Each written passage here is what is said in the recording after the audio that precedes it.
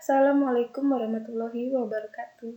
Perkenalkan, nama saya Mahyam Ruza dengan NIM 8020190157 di kelas 03 PT3, jurusan Teknik Informatika. Di sini saya akan mempresentasikan hasil kerja saya pada tugas mata kuliah pemrograman berorientasi objek. Baiklah, langsung ke pembahasan. Yang pertama, apa maksud dari istilah instansiasi pada TBO? Instansiasi digunakan untuk objek-objek yang menginisiasi dari sebuah kelas. Instansiasi berfungsi untuk mengubah kelas menjadi objek. Kelas adalah kumpulan dari objek-objek. Sebuah kelas dapat mempunyai banyak objek. Untuk dapat membuat sebuah objek, kita perlu melakukan instansiasi. Kelas bukanlah objek. Kelas digunakan untuk membangun sebuah objek dan mendefinisikan atribut dan perilaku objek yang dibuat. Berikut contoh codingan dari instansiasi. Dari kode program di atas, SPT-72 dan SPT-36 merupakan objek dari kelas sepatu.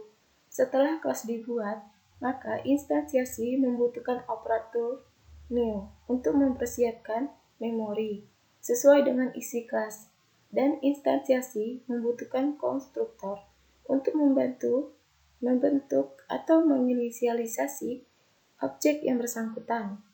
Proses untuk meng-create objek dari sebuah kelas disebut dengan instansiasi. Yang kedua, apa ciri-ciri dari kelas yang bersifat abstrak? Abstrak kelas memiliki ciri-ciri. Yang pertama, mendefinisikan kelas yang bersifat abstrak. Tidak dapat digunakan untuk membuat objek, harus memiliki minimal satu metode abstrak, digunakan sebagai base class untuk membuat concrete class.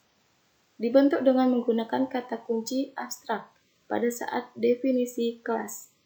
Akan selalu menjadi superkelas atau kelas tertinggi dari subkelasnya. Abstrak kelas tidak dapat diinstansiasi, namun hanya dapat di-extend.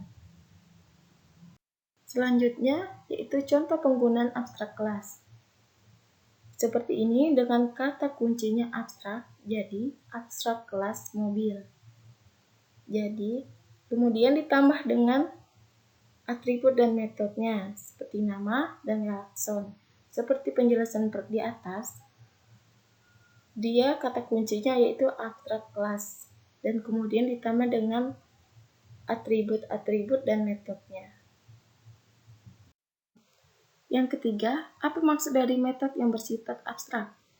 Abstrak method adalah sebuah metode dasar yang harus diimplementasikan ulang di dalam kelas anak atau child class. Abstrak method ditulis tanpa isi dari metode, melainkan hanya signaturnya saja.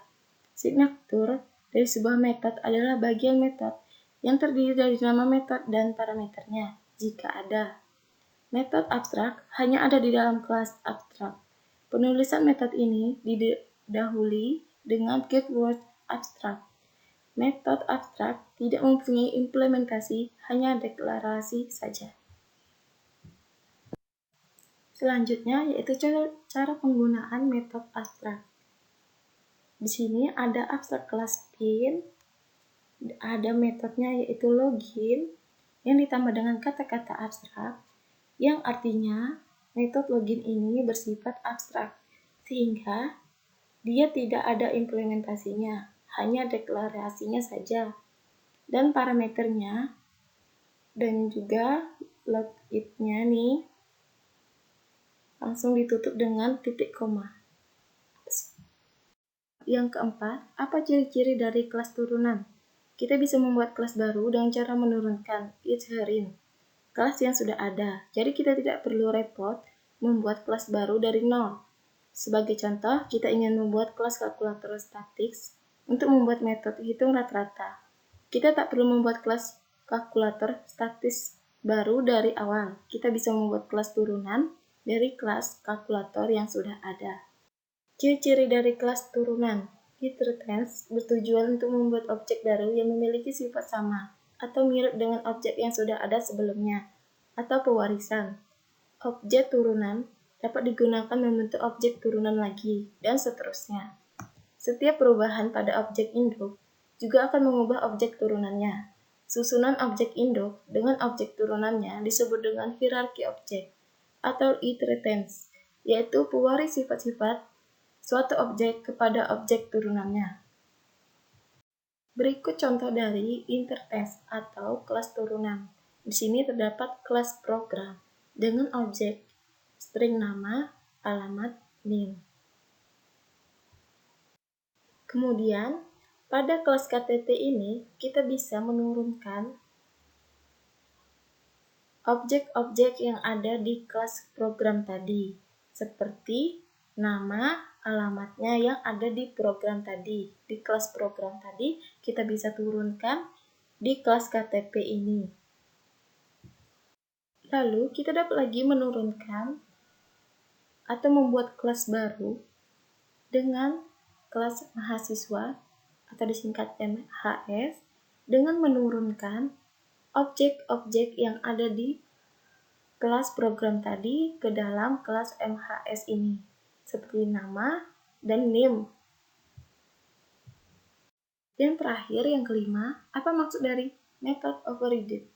Overriding merupakan suatu keadaan di mana kelas anak dapat mengubah atau bisa kita bilang memodifikasi atau memperluas data dan metode pada kelas induk. Keuntungan overriding dapat menambahkan sifat dan atribut. Kemudian contoh codingannya, di sini ada kelas program dengan data-datanya seperti test, test sysap. Untuk menjalankan override-nya, atau kita mengubah ataupun menambah ataupun memodifikasi kelas dengan menambah kelas baru. Seperti kelas program tadi, kita tambah lagi kelas baru yaitu 1, dan kita modifikasi atau tambah dengan testing. Yang tes tadi dengan testing, ditambah dengan string A, index, override 1, override 2, kita modifikasi ataupun kita tambah kelas tersebut atau data tersebut. Sekian dari saya, lebih dan kurangnya saya mohon maaf. Saya akhiri, Assalamualaikum warahmatullahi wabarakatuh. Terima kasih.